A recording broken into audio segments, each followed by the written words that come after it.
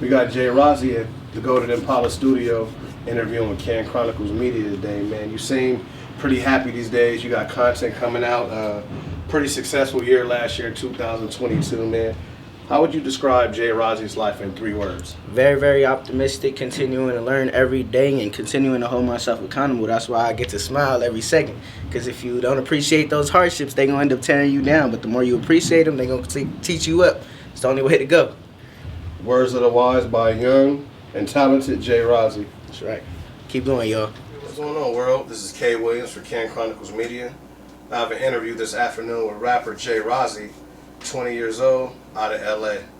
Jay Razzi had a consistent 2022 with dropping various singles, and he also dropped a project titled Born to Be a Star that displayed who he is as an artist. Today we're here for updates and to learn more about him. Jay Razzi, how you doing, man? What's going on, man? I really appreciate y'all for having me on you guys' platform. Thank you so much.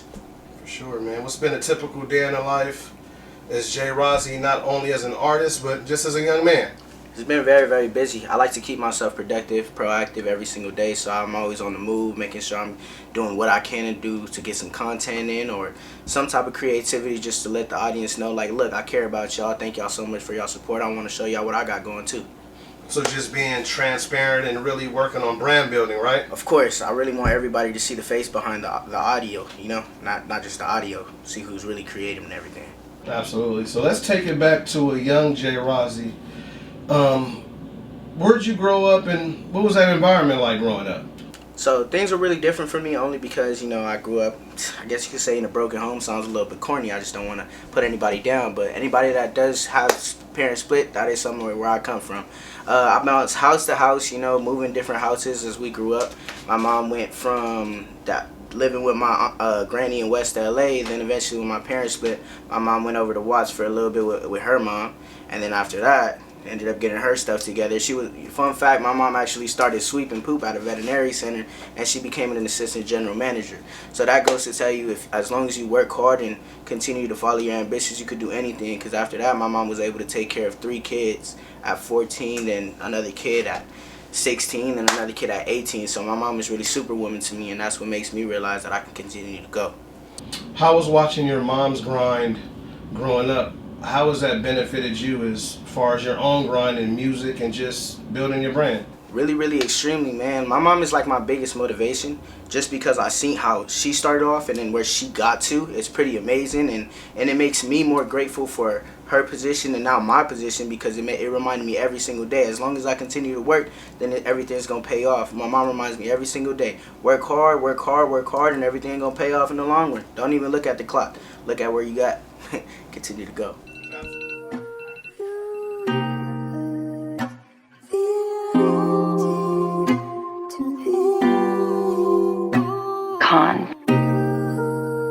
Yeah.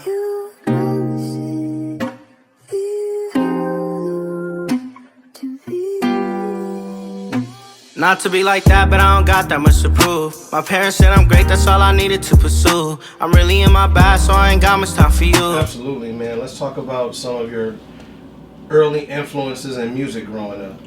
Yep. So it's crazy. When I was 8 years old, I actually got my first little iPod, and that was my first time actually being able to run away from the world and tune myself out and escaping. And it was actually Eminem, who I grew accustomed to listen to a lot. I had M and I had Pac saved on my iPod, and I listened to M way more. The style, the punctuation, the penmanship, the flows, everything was crazy. The beats.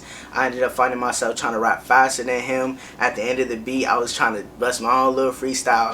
It was a little trash at first, but now I could freestyle off the top of my head that a lot of people can't do.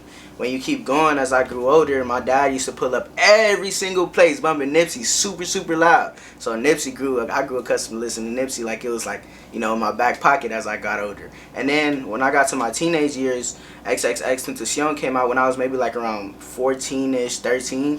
And that really, really like grew up on me because he wasn't really just only rapping. He was doing that like rock star pop, then he switched it up, was able to rap on every beat, sing, and that's what kind of like got to my head. I was like, you know what, if I'm gonna rap, I want to be able to I want to touch every style. I want to be able to go here, get on this person, feature on this person's platform, and go crazy, be able to do my own thing. That's kind of what X brought into me. Do you feel as though the fan base we hear the influences from the people that you love. Do we hear that in your music today? Yeah, I completely really do think so. There's some songs you're gonna hear me like go a little old school. You might hear the little beat a little older than what you usually hear. That's because I could rap on Eminem type beats, Nipsey type beats, you know, and then you hear me switch it up and go singing. That's because of X. So I think all of them got a big influence on my music. And on the Born to Be a Star EP, you know, I seen a lot of versatility. Well, I heard a lot of versatility. I see that you rap in certain pockets. You can go melodic. You can go kind of dark. You can go upbeat. You have different cadences and stuff like that. Would you say that the versatility comes from your influences as well? Yeah, I agree. It's really really big on my influences. You'll catch me listening in the car to some Adam Levine on some days. Adam Levine, Ed Sheeran. It really, really depends on how I'm feeling, the vibe. If I'm by the ocean, if I'm really by the beach and I'm with my girl, we gonna chill out to some Lucas Graham. I love that type of stuff. Once I was 7 years old, because I really used to be. So would you say everything is pretty much a vibe? Everything is really a vibe. When I'm in the studio, it's really how I'm feeling. It's everything based off my emotions. And like, let's say I'm having a bad day, a bad week, you're not gonna see it because I'm always smiling. But once I put on them headphones, you're gonna feel exactly how I feel. No doubt, man. So at what age did you decide to take music seriously? And when we talk about family and friend support, how supportive have these people been? So, the craziest thing ever is my friends are the reason why I'm here. My friends are the reason why I walked into that studio and really laid it down on the track. I've been able to rap since I was like 9, 10 years old. 8 years old is when I got that iPod, and I've been really just trying to rap ever since. Like, it was my copacetic. It was my way to like deal with the things that were going on and to ignore everything, I guess you could say. And then once like the COVID situation happened and we were no longer in high school, well, we were still considered in high school, but we're not in school as much as we used to be. My friends were actually in the studio a lot more often. Okay. And they were really, really, really big on pushing me like, hey, JoJo, bro, you could rap. You need to rap. What are you doing? You need to rap. Come to the studio. Come to the studio. One day I went to the studio and I just never left. Right. So it was almost like the feeling was contagious, more or less. Yeah, it's like I belong there. Like, once I went, I was like, bro, I can't leave, bro. This where I need to be. For you, this shit ain't vice versa, so I don't mean to be rude, but there's a dough. If you ain't beneficial, then I mean that you can go. I come from out the Concord, I can crack and still be stoned. Why it looks so easy when I try it, then it don't. You had a pretty consistent 2022 with dropping various angles, and then, like I said prior, you came out with the EP, Born to Be a Star. What would you say your mind frame was when you were creating Born to Be a Star? Born to Be a Star was really just letting everybody know I'm born for this. I'm made for this.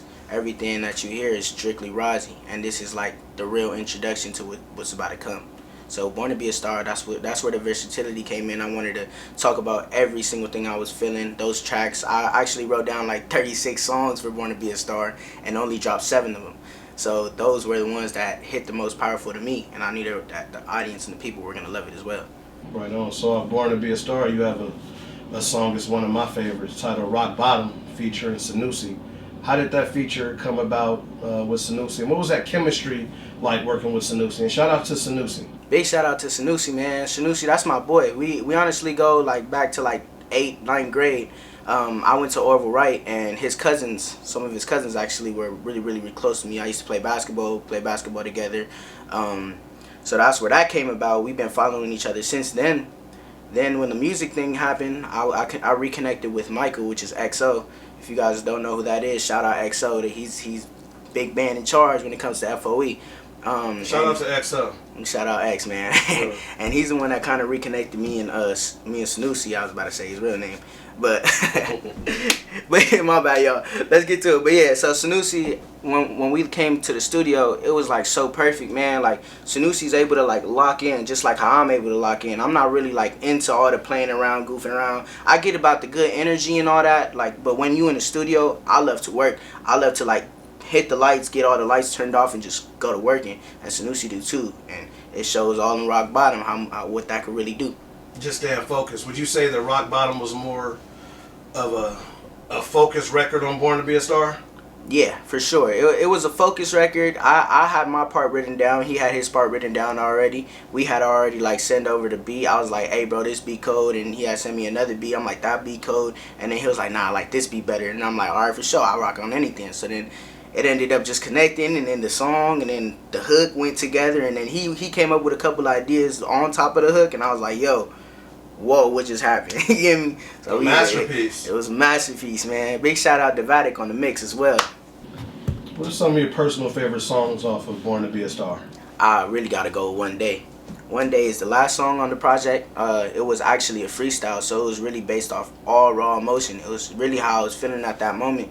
And like, I was going through a lot of discouragement. It had nothing to do with the people around me, none of that. It had a lot to do with myself and my own little insecurities. Like, being into the rap game, I'm really not used to being in front of the camera. Now people was telling me I gotta get in front of the camera. I'm all like, nah.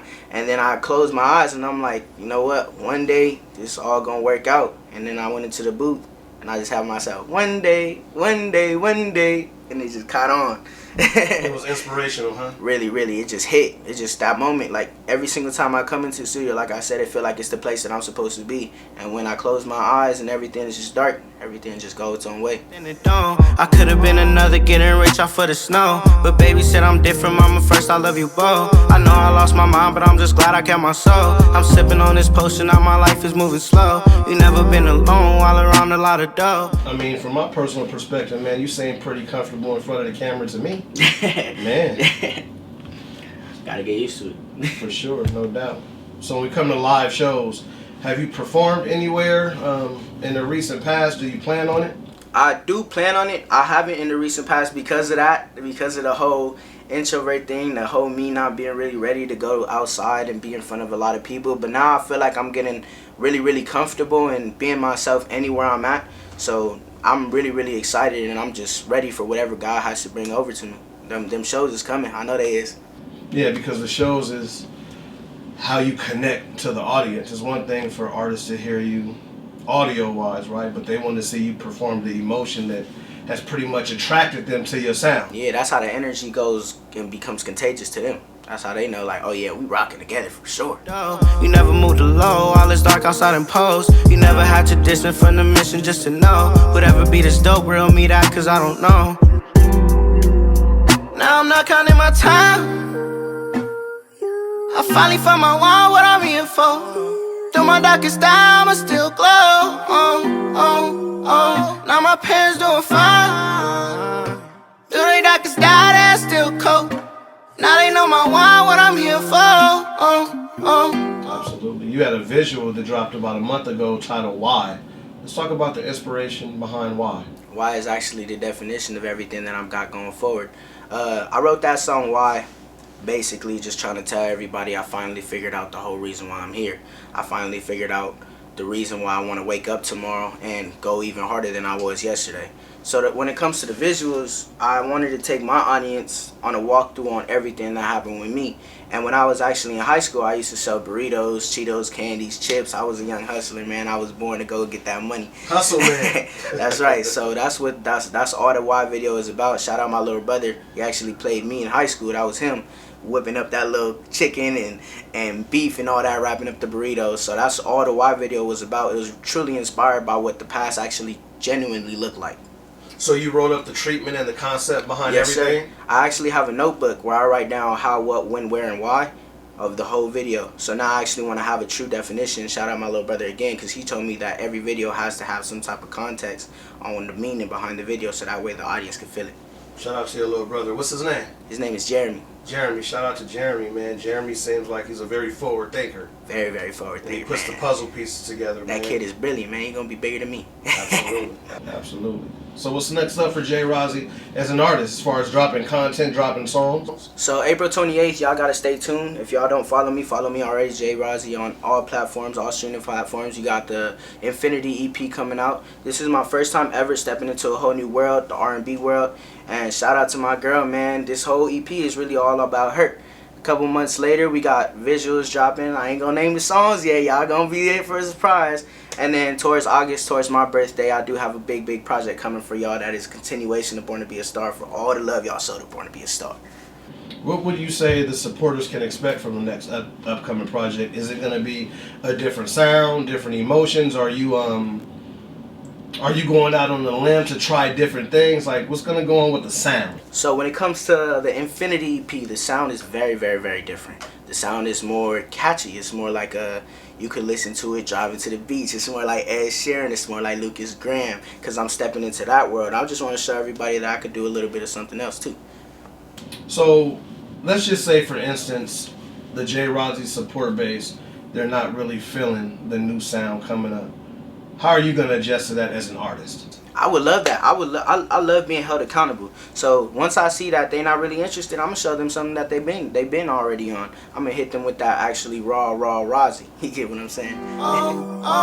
Have you looked inside the mirror, told yourself you gonna be rich? If you haven't, that's the reason you ain't rich. Have you ever swallowed tears cause you hate to feel them drip? If you ain't, that's why they drip. I'm used to being alone, that's why I became like this. I'm sorry for what I did. I don't know where to go, now I'm starting to feel sick. That's why my stomach always twists. So at this time, before we get up out of here, you want to give out your social media links so people know where to find the J. Razzi content? JAYRAZZI_. You can follow me on Twitter and Instagram with that name, JAYRAZZI, on any other streaming platforms, YouTube. Watch my YouTube videos, watch the latest Y video and learn something. Stay blessed. You know, when it comes to doubters, a lot of times doubters, they kind of put the fuel behind our flame, right? They keep us going, they keep us locked, and they keep us rooted. Any last minute words for the J. Razzi doubters? Keep doubting, man. I really appreciate that. The fact that you doubted makes me realize that I'm going as hard as possible. And I want them to keep doubting so that way I realize that I could even only go harder. I really appreciate all the doubts, just like I appreciate the support. I'm not going to lie, I love the hate a little more. So how'd the name J. Razzi come about? Crazy story. Like, I just wanted to be authentic and not be like anybody else. So I was like trying to be creative with my own name, Joseph Arazo. Shortened it out and came out with J. Razzi. Then I look up what Razzi actually means, and it's actually Razzi is short for Raziah, which means the Lord's secret in Hebrew. So God got something coming.